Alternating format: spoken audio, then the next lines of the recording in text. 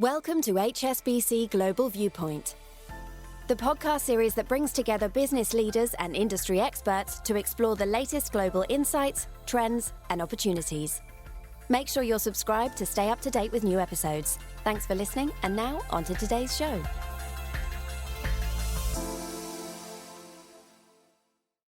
This is a podcast from HSBC Global Research, available on Apple Podcasts and Spotify. However you're listening, analyst certifications, disclosures, and disclaimers must be viewed on the link attached to your media player.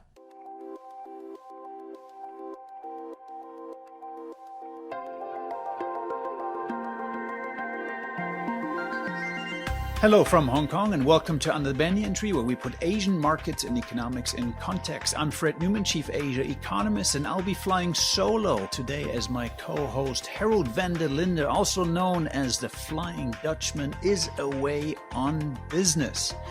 Nevertheless, I'm joined here in the studio today by Aris Takanai, and we'll be talking Thailand, an economy that has once been the darling in terms of Asian economic development and has had a bit of a rough time of late. In the meantime, a few stats about Thailand. This year, you'll have some 35 million tourists squeezing onto the beaches of Thailand. So still a major industry, the tourism sector accounting for well over 10% of GDP by some measures. But Thailand is also the 10th largest car maker in the world and probably among the top 3, if not top 2, of pickup producers. But then there's also much more to the Thai economy. For example, durian, that fruit that some would call smelly and others would just call aggressively aromatic, has been a major export item, and Thailand is now the #1 durian exporter in the world, and those exports alone account for 1% of GDP. So a colorful country in many ways, lots to talk about. So welcome, Aris, to the studio. Hello. Hi, Fred. Good to have you under the banyan tree here, Aris. So let's talk big picture first. Here's an economy that has enormous growth potential in many ways. The leading industries are well known. Tourism is still booming, for example. We have medical tourism, we have the car industry that we just mentioned. But actually, Thailand's GDP is barely above where we were in 2019 before COVID struck. And in fact, that makes it one of the slowest recoveries in the ASEAN region. How do you account for that very slow recovery in Thailand? Before actually talking about how slow Thailand is growing right now, I just want to picture how good Thailand was growing in the past. Between 1980 to 2019, Thailand was roaring. You basically had a lot of FDI. Thailand was the gateway of Japan to enter the ASEAN region. And from 1980 to 2019, Thailand actually reduced its income gap with the US by threefold, reducing the poverty rate from 77% to around 13.5% in 2019.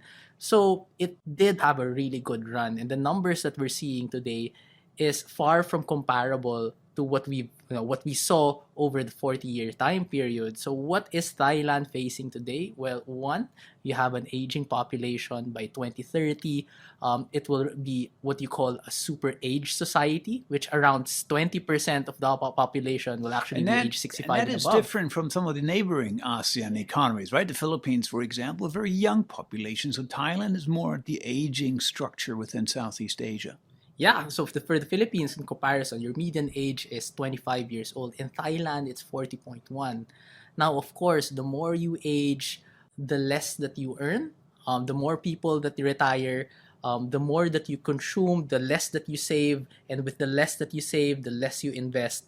And with less investment, of course, is less capital and, of course, less growth. It's a big of a challenge. How do you actually get yourself together at such an aging population and find a way to get savings, to get money, to continue investing, to keep the Thai economy growing? It's a big of a challenge. And I just want to add, it's not just an aging society, it's also a highly indebted society. Just a quick number, household debt as a percent of GDP, 91%.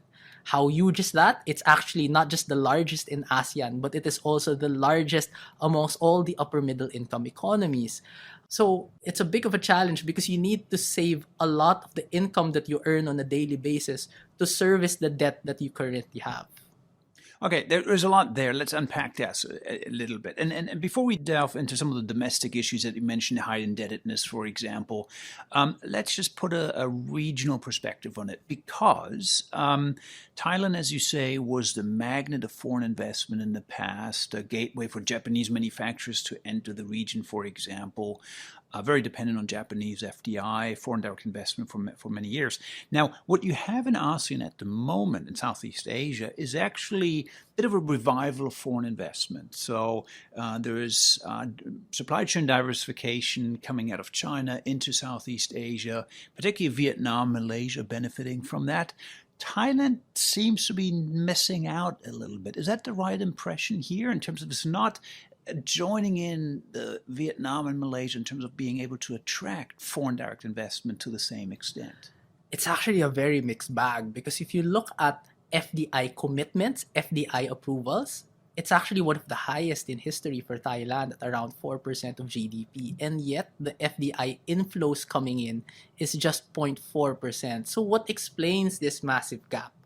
I would have to say that one is policy uncertainty. Over the past 13 months or so, we've had 2 changes in government. We're not sure whether the digital wallet scheme that the current government is trying to push, whether it will actually see the light of day or not. Package for the broader population, which will drive growth. Yes, drive growth. 3% of GDP of cash handouts. We're not sure whether that will see the light of day. And when there is policy uncertainty, you want to hold back your investments. When you see growth slumping, you also want to hold on to your investments. Just wait and see where Thailand will go. So the investment intentions are there, but the actual inflows are not. Now, you're referring to sort of near-term challenges. We had changes of government, there's a bit of maybe political uncertainty, if you will, people waiting for what the new policies will be. What you're not getting at is that there's anything fundamental why maybe investment is going to other countries, why Thailand isn't receiving as much foreign investment at the moment. So you don't think there's a competitiveness problem per se. There's not necessarily a labor force issue or an infrastructure issue. It's really more the uncertainty that's holding Thailand back at the moment. So one is the uncertainty issue. The other issue is also demand. I always put up this stat. The biggest IKEA in the world is in the Philippines. It's because their demographic dividend is just so huge, so positive. But then if you have an aging and highly indebted society, you won't really put up a factory in Thailand to cater to the domestic demand, but to be an export hub to elsewhere. But amongst ASEAN, a lot of other countries have also achieved this export hub status, such as Vietnam and Malaysia. So I wouldn't say that Thailand is losing its competitiveness, but it's more of ASEAN just becoming more competitive altogether. Which is a good reminder, actually, that there are many economies now that are trying to attract foreign investment, right? It's not just Southeast Asia, but of course, Mexico, we got Bangladesh and India. So it's become more competitive than maybe in the 80s when Thailand was sort of, the main magnet for foreign investment. There are other players now, and so that you need to up your game, so to speak. Now, that is an interesting international context. Now, you referenced a few times high household debt, which is interesting because we tend to think about American households historically at very high household debt. We know in this region, we know Korea is relatively elevated. It's usually more high income economies where you have high household debt. But you mentioned Thailand as well. So where does the debt sit in Thailand? Why are Thais so indebted? Why do Thai households have so much? You said 90% of GDP household debt. That is not far off from U.S. levels, if not perhaps even higher. So the current monetary policy in Thailand is 2.5%. And a lot of people today are complaining that it's the highest policy rate for over the decade. And it is. But at 2.5%, it is the third lowest policy rate in the world. And before it was 2.5%, from around 2016 to 2019, it was at around 1.5%. And even when the economic crisis brought by the 2011 floods, which started the easing cycle to begin with. And these were severe local floods around Bangkok that really impacted the economy. That first led to the cutting cycle from 3.5% to around 2.5%. When the economy normalized, instead of bringing the interest rate back to 3.5, they cut it further to 1.5 up until 2019. Now, of course, if you lower the policy rate, you lower the cost of borrowing. And if you lower the cost of borrowing, you incentivize debt, you incentivize leverage. So with policy rates just at 1.5%, a lot of people just decided to take up credit at a time when Thailand is growing at around 3 to 5%. Because if your policy rate is 1.5%, there's not much of a hurdle rate to be able to pay for that debt. So a lot of the growth that happened from 2016 to 2019 was very highly debt-driven. And now it's a really big challenge for Thailand on how are you able to deleverage your high household debt levels but still continue to grow. Yeah, and that's, of course, what many economies around the world face, but usually the more advanced economies are facing that. So it's unusual that we have this high debt load. Of course, that would mean that we're going through maybe slower consumption growth for the years ahead as households work through that debt, which in turn means we need to drive growth maybe on the external side. And here we talked about manufacturing maybe not doing too greatly, but there are other sectors, and those, of course, include tourism. We can't talk about Thailand without tourism. Now, we've referenced already 35 million tourists squeezing onto the beaches of Thailand this year, but that's actually down from 2019 still. Yeah, it's still down at 35.5 million. That's much lower than the 40 million that we were getting pre-pandemic. But what's promising is the fact that, the reason why it's low is because the Chinese tourists aren't coming back. Domestic demand, or at least demand in China, has slumped a little bit because of the real estate struggles that they're experiencing. But nonetheless, it's a good positive note to see that there are other tourists flocking in. They're not the Chinese. The Chinese are 70% at pre-pandemic levels, but the Russians are 70% above pre-pandemic levels. The intra-ASEAN tourism, which is a big part of tourism, is 20% above pre-pandemic levels. Taiwan, more than around 50%. What about India? We hear a lot about Indians traveling. Are they also flocking to Thailand these days? I think it's actually very seasonal because hosting an Indian wedding in Thailand has become a big industry. And the numbers are quite weird because sometimes it's around 20% above pre-pandemic levels, sometimes it's 80%. So I do think they come in big flocks, which led to the volatility. But we know all how big an Indian wedding is, so that's certainly big business for Thailand if we have Indians moving their weddings to Thailand. Now, maybe this is a great spot to just take a quick break, and when we come back, we want to explore some of the potential that Thailand has, because it's easy to get a bit downcast, when we look about manufacturing, when we look about household debt, but there's also some promises in Thailand. We want to tease those out when we come back.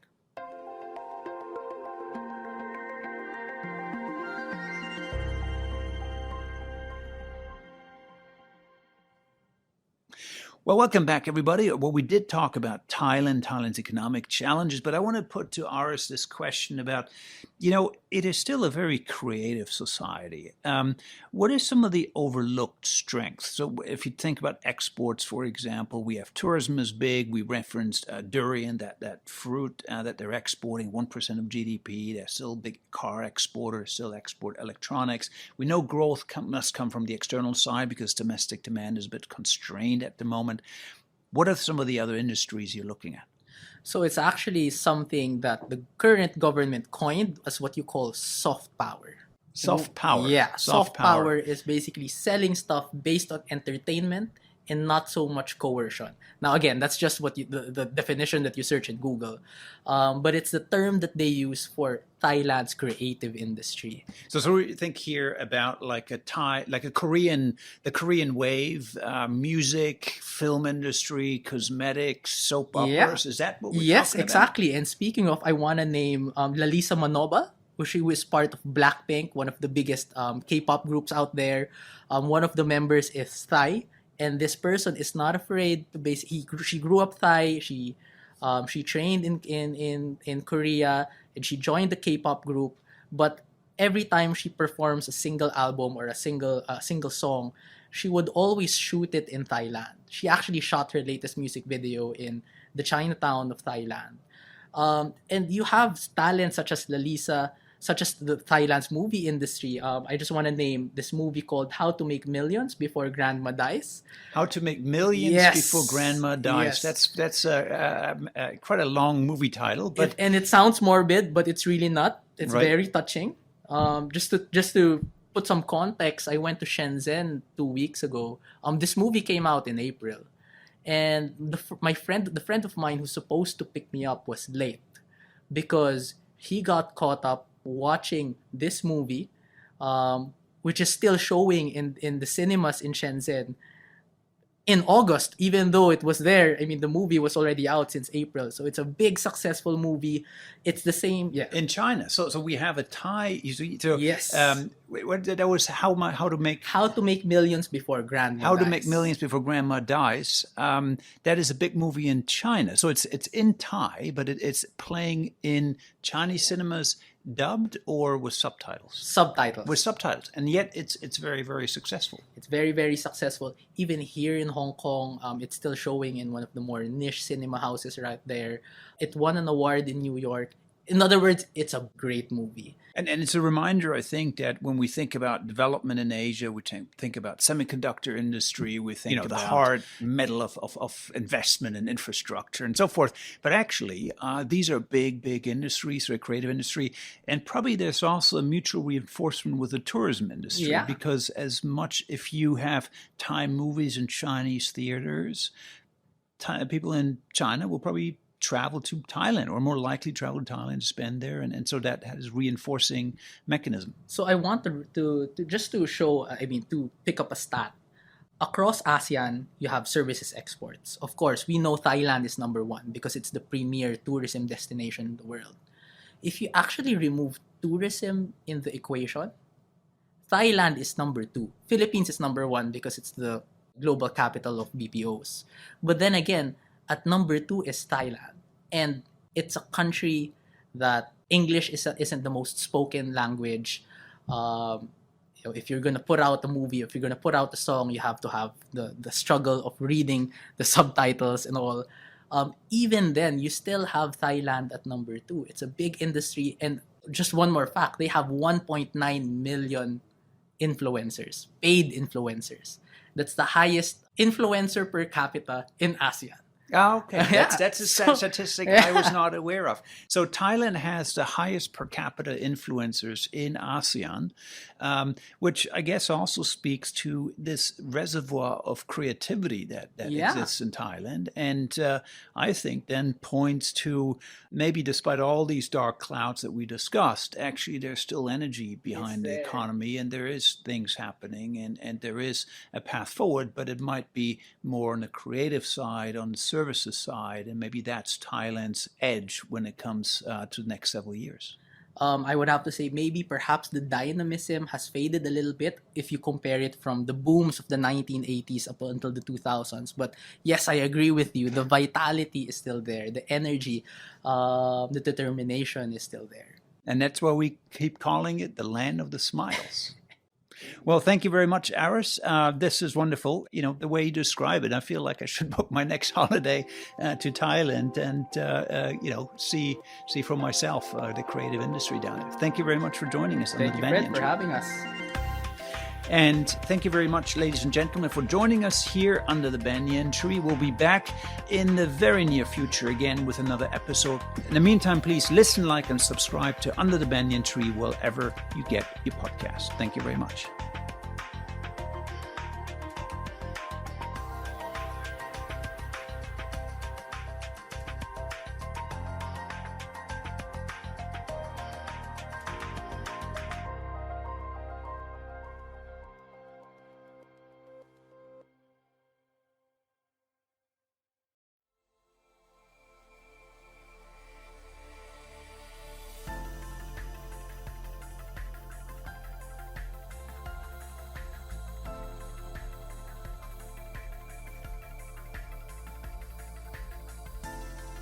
Thank you for joining us at HSBC Global Viewpoint. We hope you enjoyed the discussion. Make sure you're subscribed to stay up to date with new episodes.